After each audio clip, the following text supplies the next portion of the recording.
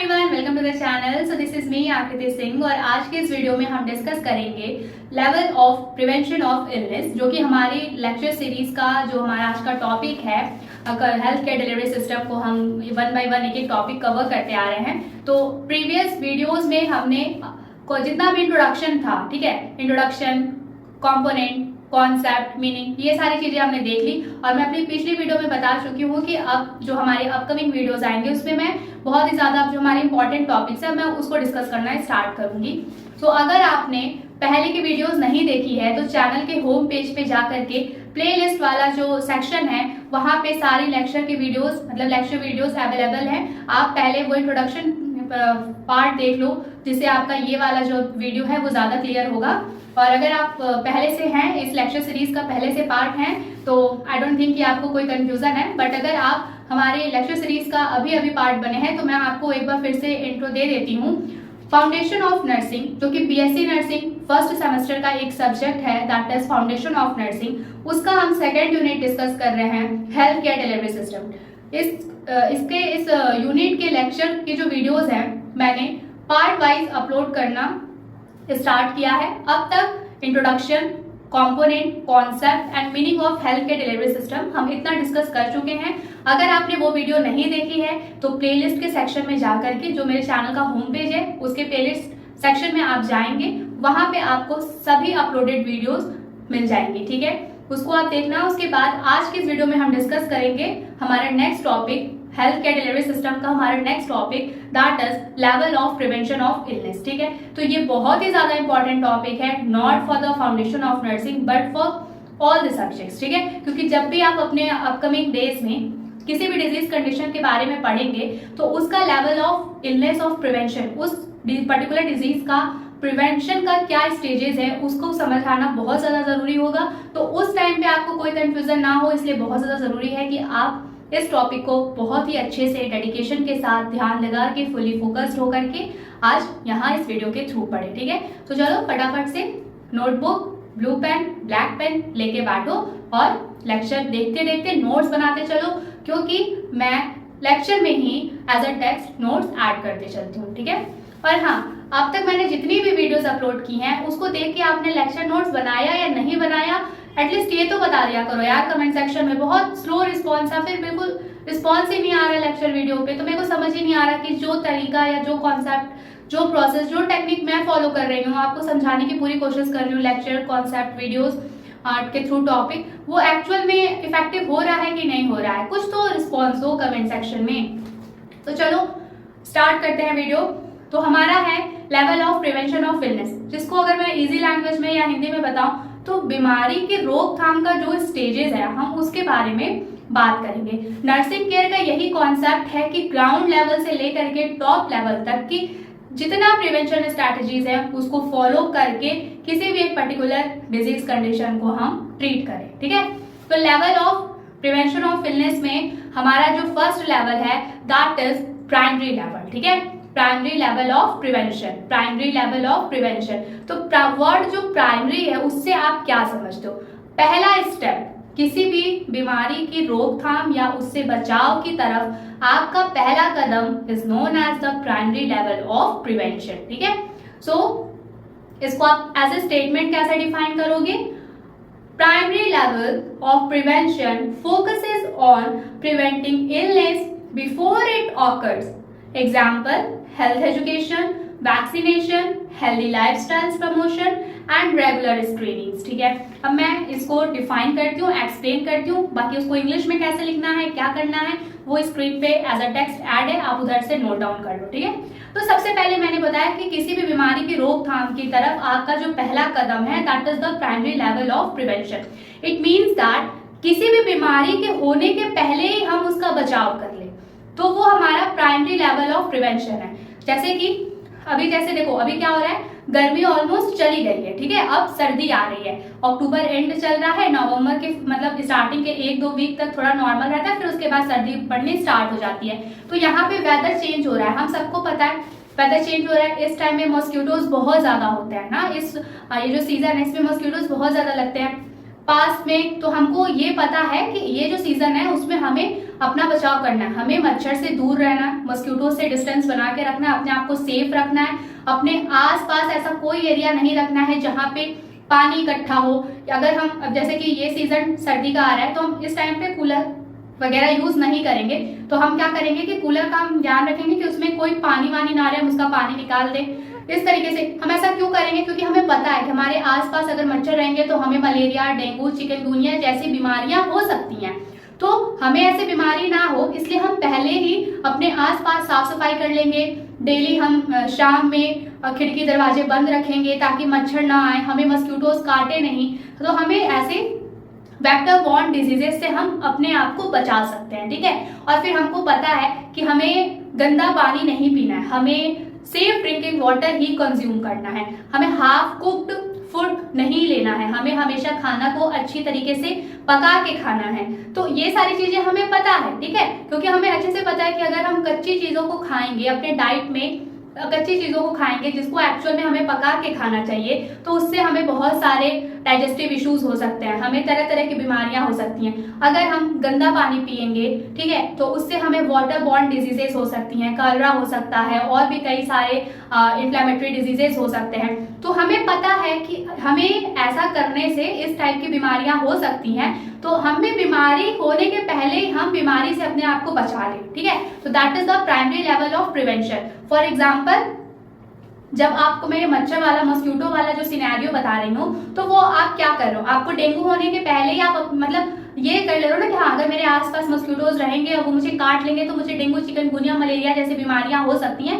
तो बेटर है कि बीमारी हो इसके पहले मैं अपने आसपास सफाई कर लूं, अपने रूम दरवाजे खिड़की पे नेट लगवा दूं, शाम होते ही खिड़की दरवाजे बंद कर दूं ताकि रूम के अंदर मॉस्किटोज आए नहीं, मुझे काटे नहीं, तो मुझे डेंगू होगा नहीं, चिकनगुनिया हो गए या फिर और भी जो वेक्टर बॉर्न डिजीजेज है वो मुझे हो नहीं सकते।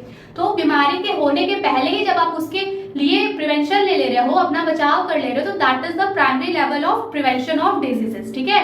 ये आपको समझ आ गया होगा, आई होप। अब एग्जाम्पल के लिए अगर आप इसको वर्ड्स में या फिर कहो कि स्टेटमेंट में इसका एग्जाम्पल देना चाहोगे तो दैट इज हेल्थ एजुकेशन, ठीक है। Health education, vaccinations, healthy lifestyles promotion and regular screening.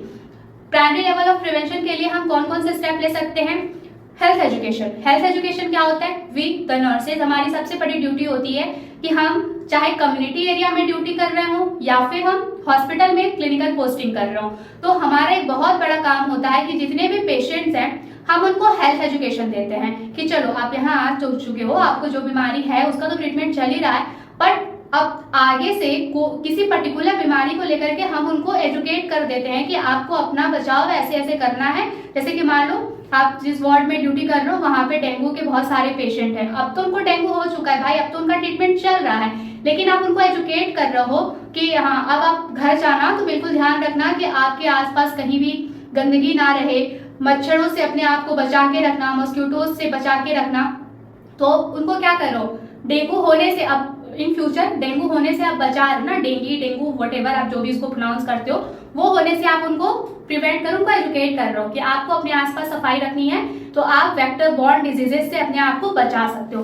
तो हेल्थ एजुकेशन बेसिकली यही होता है कि आप किसी डिजीज कंडीशन से पहले ही उसको ट्रीट करने के लिए अवेयरनेस जो फैला रहे हो, जो अवेयर कर रहे हो कम्युनिटी को, हेल्थ केयर सेटिंग में जो आपके पास पेशेंट अटेंडर्स आए हैं उनको किसी भी डिजीज कंडीशन के प्रिवेंशन के लिए जब आप एजुकेट कर रहे हो, अवेयर कर रहे हो, दैट इज हेल्थ एजुकेशन, ठीक है। मतलब कि किसी बीमारी होने के पहले ही उसके बचाव के लिए आपका जो पहला स्टेप होता है दैट इज हेल्थ एजुकेशन, ठीक है। सेकंड होता है आपका वैक्सीनेशन। तो देखो वैक्सीनेशन आपने देखा होगा कि स्टार्टिंग से आप अपना एग्जांपल लो, जब से आप पैदा हुए हो तब की तो सारी चीजें आपको नहीं याद होंगी, बट आपको बहुत टाइम तक मतलब 10 से 12 साल की एज तक आपको कभी ना कभी कोई ना कोई इंजेक्शन लगता रहता है। बोलते हो कि वैक्सीनेशन के लिए हम गए थे, या फिर अब तो आप ग्रेजुएशन करने आ गए हो, बीएससी नर्सिंग करने आ गए हो, तो आपने ये सारी चीजें देखी होंगी कि मतलब community health care community centres जो होते हैं वहाँ पे डिफरेंट टाइम्स पे डिफरेंट टाइप्स के वैक्सीनेशन प्रोग्राम चलाए जाते हैं, ठीक है।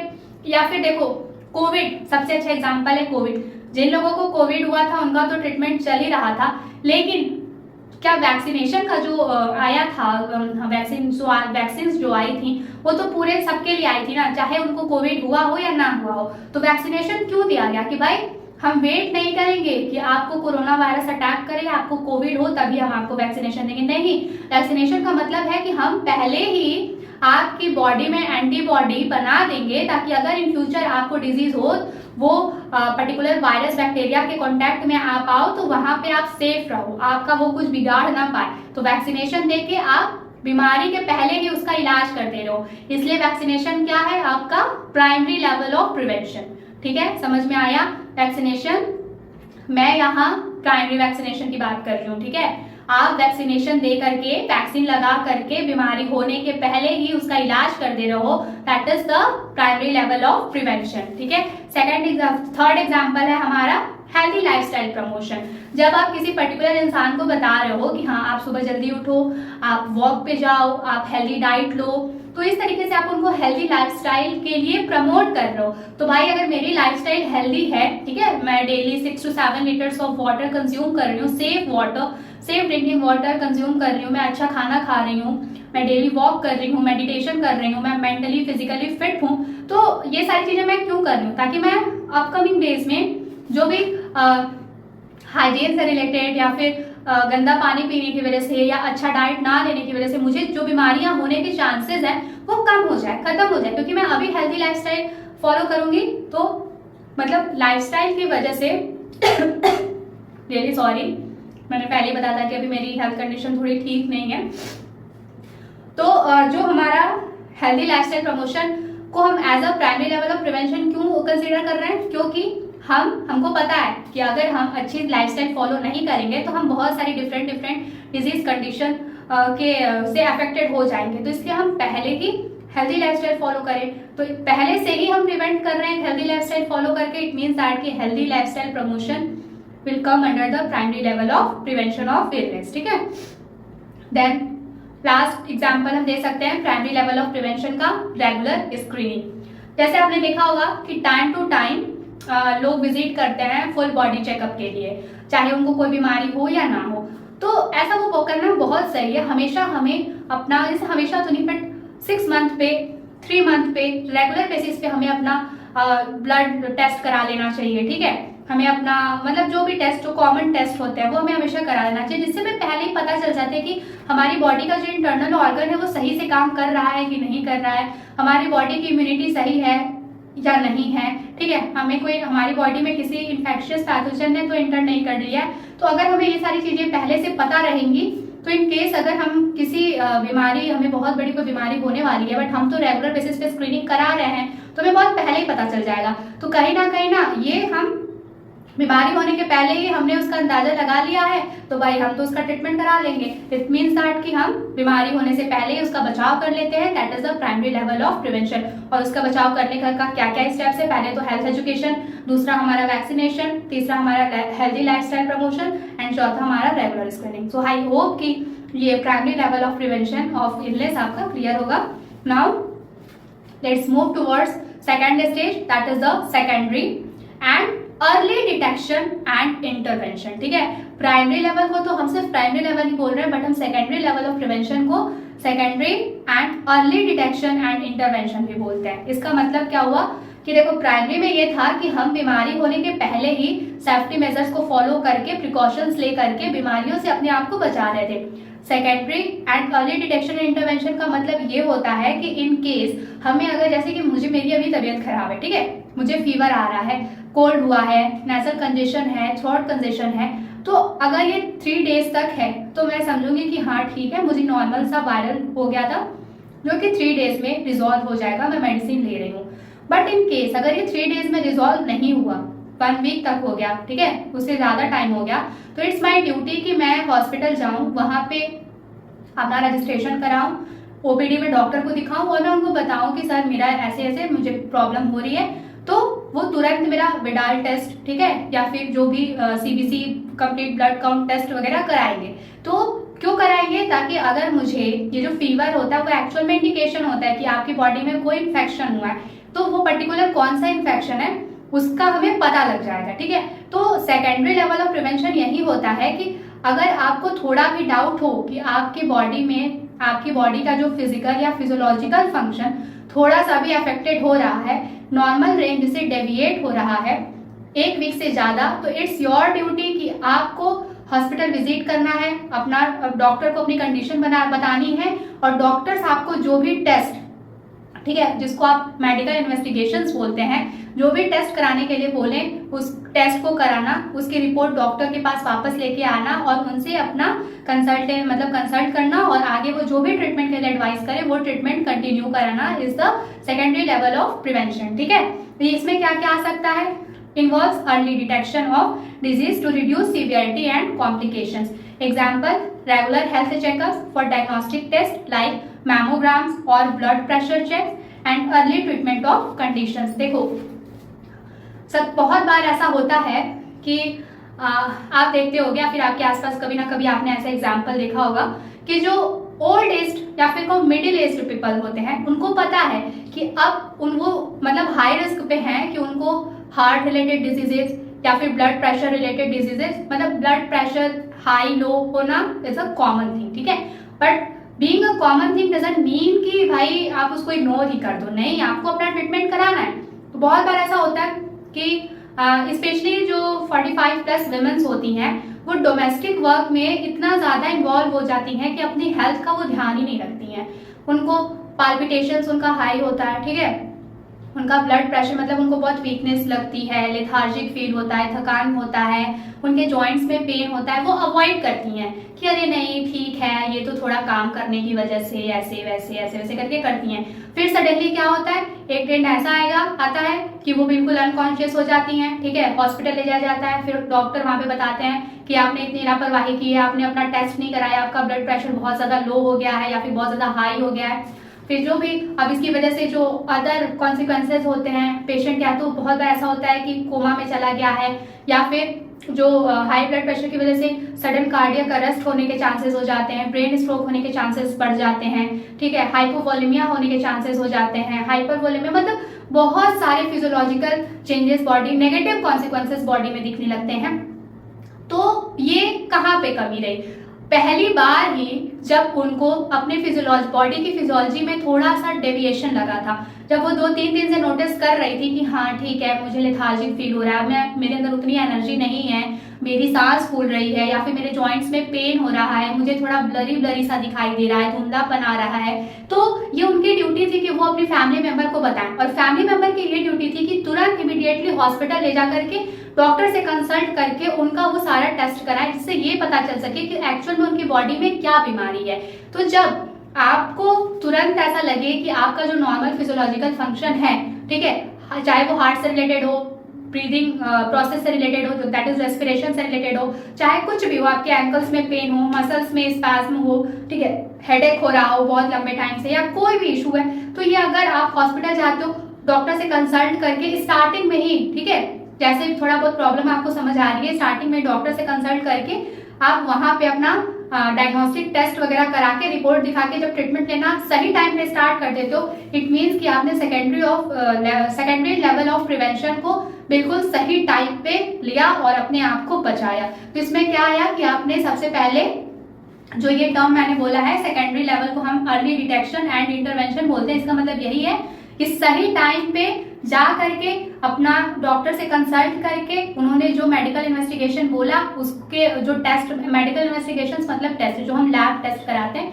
वो हम करा करके डॉक्टर के पास रिपोर्ट लेके आए। तो ये हो गया अर्ली डिटेक्शन। और फिर इंटरवेंशन, रिपोर्ट के बेसिस पे डॉक्टर ने हमें जो मेडिसिन प्रिस्क्राइब की, जो ट्रीटमेंट एडवाइस दिया, हमने उसको फॉलो किया, that will be consider as a intervention. ठीक है, तो secondary level of illness of prevention कैसे होता है? सही टाइम पे जो भी डिजीज कंडीशन लग रहा है, जो परेशानियां लग रही हैं, उससे रिलेटेड हम मेडिकल डायग्नोस्टिक टेस्ट करा लेते हैं, फिर डॉक्टर के पास रिपोर्ट दिखाते हैं, और डॉक्टर मतलब टेस्ट भी हमेशा डॉक्टर से एडवाइस लेकर ही कराना चाहिए, पर्टिकुलर टेस्ट। और फिर उसके बाद जो भी रिपोर्ट आती है वो हम डॉक्टर के पास जाकर दिखाते हैं, और डॉक्टर हमें जो एडवाइस करते हैं उसके हिसाब से हम अपनी ट्रीटमेंट कंटिन्यू रखते हैं। That is the secondary level of prevention. ठीक है, जिसको हम अर्ली डिटेक्शन एंड इंटरवेंशन बोलते हैं। अब आता है हमारा third, that is tertiary level of prevention. Tertiary level of prevention को हम मैनेजमेंट एंड रिहैबिलिटेशन बोलते हैं। टर्शरी लेवल ऑफ प्रिवेंशन हम बेसिकली तब करते हैं जब डिजीज हो चुकी होती है। जो भी एक पर्टिकुलर बीमारी है वो हो चुकी होती है, वहां पे हमें टर्शरी लेवल ऑफ प्रिवेंशन करने की जरूरत होती है। ठीक है, यहाँ पे हम मैनेजमेंट एंड रिहैबिलिटेशन, मैनेजमेंट का मतलब ये होता है कि पर्टिकुलर जो डिजीज हुआ है, मान लो अगर किसी को चिकनगुनिया हुआ है, मलेरिया हुआ है, तो हम उनका ट्रीटमेंट टाइमली उनको एंटीपायरेटिक, ठीक है, एंटीस्पैस्मोडिक, ठीक है, antiviral, antibiotic drugs time to time administer कर रहे हैं और उनका ट्रीटमेंट कर रहे हैं, उनकी जो कंडीशन है उसको मैनेज कर रहे हैं, उनको हम डिजीज्ड कंडीशन के साइड से हेल्दी कंडीशन में लाने की पूरी कोशिश कर रहे हैं, तो वो हमारा मैनेजमेंट है।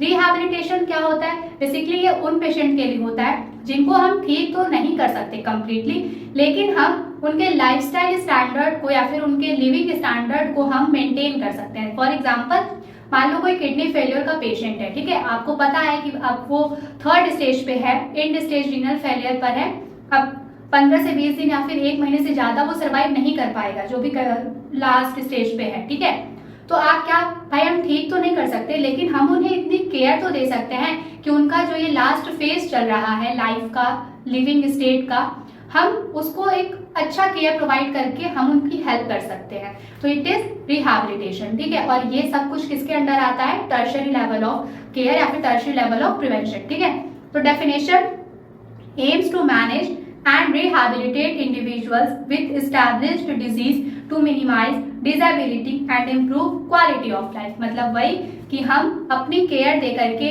ये कोशिश करते हैं कि जो डिजीज कंडीशन है, जो बीमारी है, मान लो वो आप हेल्थी स्टेट से वो बीमारी आपको यहाँ तक ले आई है, इतना लो कर चुकी है आपके हेल्थ कंडीशन को, तो हम अपनी मैनेजमेंट, अपने मेडिकल मैनेजमेंट से आपको वापस से हेल्थी स्टेट में ले जाने की कोशिश करेंगे, हम आपको और ज्यादा नीचे नहीं जाने देंगे। तो ये हमारा टर्शरी लेवल ऑफ प्रिवेंशन होता है। ठीक है, जिसमें हम डिजीज कंडीशन को मैनेज करते हैं और एक पर्सन को वापस से डिसेबल होने से बचा लेते हैं। ठीक है, उसको हम वापस से एक अच्छा हेल्दी इंसान बनाने की पूरी कोशिश करते हैं, वो हमारा मैनेजमेंट होता है। और रिहैबिलिटेशन का ये मतलब होता है एक्चुअल में ये दोनों, एक तो कि बहुत सीवियर कंडीशन है, ठीक होने के चांसेस हैं, तो हम दिन रात एक करके उसको ठीक करने की पूरी कोशिश करते हैं। बट एक ये होता है कि अब भाई वो एंड स्टेज पे आ गया है, अब उसको ठीक करना पॉसिबल नहीं है, लेकिन हम उसको एटलीस्ट उसके लास्ट टाइम में इतनी अच्छी केयर दें कि वो सुकून से, मतलब अपने इस ह्यूमन लिविंग लाइफ को सुकून से बाय बोल पाए। बस ये सिंपल सी बात होती है। क्योंकि आप नर्सिंग फील्ड में आए हो तो ये चीजें मैं आपको एक बार पर्सनली बोलना चाहूंगी कि देखो, अपने प्रोफेशन में ना एक चीज हमेशा याद रखना, आप जिस भी पेशेंट की केयर करो, अगर आपको ऐसा पेशेंट मिल गया जो ऑलमोस्ट, मतलब वो एंड स्टेज पे है, उसकी लाइफ बहुत ज्यादा दिन वो सर्वाइव नहीं करने वाला है, तो कभी भी उस पेशेंट के साथ गुस्से में बात नहीं करना और अपने साइड से हर वो एक केयर देने की कोशिश करना, जिससे कि उनकी जो लाइफ का एंड स्टेज चल रहा है वो बहुत ही पीसफुली पास हो जाए। ठीक है, कभी ऐसे पेशेंट के साथ एरोगेंटली बिहेव नहीं करना, उनको कभी ऐसा, मतलब कि एक होता है ना कि चलो यार ये तो मरने वाला है, कैमरा लेकर के ऐसे इंसल्ट कर दो, नहीं, सारी चीजें बिल्कुल ह्यूमैनिटी के साथ, काइंडनेस के साथ करना। ठीक है, क्योंकि भाई नर्सिंग बहुत ही नोबल प्रोफेशन है और अपने प्रोफेशन की डिग्निटी हमेशा मेंटेन रखना। और मुझे पता है जो लोग मेरे वीडियोस देख के पढ़ाई कर रहे हैं वो मेरी ये बात जरूर मानेंगे, है ना। सो इस तरीके से हमारा tertiary level of management and rehabilitation भी कंप्लीट हुआ। अब इसके आप कुछ एग्जांपल्स देख लो। Chronic disease management, chronic disease management वो डिजीजेस होते हैं एक्चुअल में जो आप किसी एक ऐसे पर्टिकुलर डिजीज जिससे 2-3 साल से आप उसी डिजीज कंडीशन से वो पेशेंट परेशान है, that will be consider as a chronic disease condition. Basically वैसे तो 6 महीने से ज्यादा अगर कोई डिजीज है उस इंसान को तो वो क्रोनिक में ही माना जाएगा, बट ऐसे 2 साल 3 साल, जैसे आप बोलते हो कि अरे यार किडनी का पेशेंट है, वो पिछले 3 सालों से उसका डायलिसिस चलता है, इट मीन्स दैट कि वो क्रोनिक कंडीशन है। ठीक है, क्रोनिक डिजीज कंडीशन है। फिर rehabilitation services and palliative care, ये सब आपका आता है tertiary level of illness of prevention. Palliative care और रिहैबिलिटेशन वही है उन पेशेंट्स का जो एंड स्टेज पे है, ऑलमोस्ट अब वो ज्यादा दिन सर्वाइव नहीं करेंगे, तो ऐसे पेशेंट का जो क्वालिटी ऑफ लाइफ है लास्ट फेज में हम उसको इम्प्रूव करने के लिए जो मैनेजमेंट देते हैं, that is the tertiary level of management. ठीक है, सो this is all about today's video. और कंटिन्यूटी बनाए रखना, मैं जितनी नोट्स आपको स्क्रीन पे एज अ टेक्स्ट प्रोवाइड कर रही हूँ, प्लीज उसको ऑन टाइम वीडियो देखने के साथ साथ ही नोट डाउन करते चलना। ठीक है, और I think upcoming 2 to 3 lectures में जो हमारा हेल्थ केयर डिलीवरी सिस्टम वाला यूनिट है वो कंप्लीट हो जाएगा और फिर उसके बाद हम अपनी नेक्स्ट यूनिट स्टार्ट करेंगे, ठीक है, एक न्यू फ्रेश यूनिट स्टार्ट करेंगे। So stay connected with me, पढ़ाई करते रहो, हेल्थी रहो, अपना ध्यान रखो, ठीक है। सो this is all about today's video. Next lecture में मिलूंगी, बट अभी तक मैंने जितना भी पढ़ाया है, पुरानी वीडियोस भी जितनी है, जितने लेक्चर्स हैं, प्लेलिस्ट में सब कुछ आपको मिल जाएगा। यहाँ तक अपनी नोट्स कंप्लीट रखना, ठीक है। और अपनी नोट्स को मेरे बताने के बाद, आप जब अपने नोट्स स्क्रीन पे सारे टेक्स्ट देखने के बाद जब आप नोट डाउन कर लेते हो, कंप्लीट कर लेते हो, तो ऑन द सेम टाइम, ठीक है, एट द सेम टाइम, ठीक है, एट द सेम टाइम आपको उसको रीड आउट भी करना है उसी टाइम पे। तो इससे क्या होता है ना कि तुरंत वो चीजें आपको याद हो जाएंगी, ठीक है। तो ये टेक्निक फॉलो करते रहो, कनेक्टेड रहो, चैनल को सब्सक्राइब कर लेना, ठीक है, और बेल आइकन प्रेस कर देना, जिससे अपकमिंग इन्फॉर्मेटिव वीडियोस, जितनी भी सारी वीडियोस हैं, उसकी नोटिफिकेशन आपको मिलती रहे। तो जल्दी मिलेंगे नेक्स्ट वीडियो में। Thank you so much for watching this video.